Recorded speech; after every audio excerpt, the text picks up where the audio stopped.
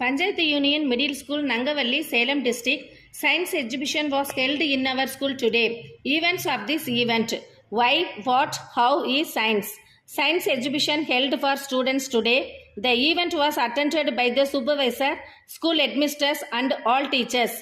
Mr. Supervisor Thiru Kaliyappan explained the importance of the students. The headmisters and students were made awareness of the science exhibition. Children from 2nd to 8th grade performed small experiments that could happen every day. All the teachers visited the experiments performed by the students. A few parents visited the exhibition. All children from class 1 to 8 visited the science exhibition.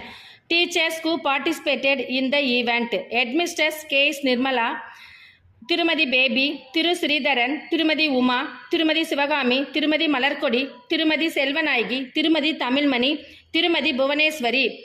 The exhibition concluded successfully at 12:15 p.m. Thank you.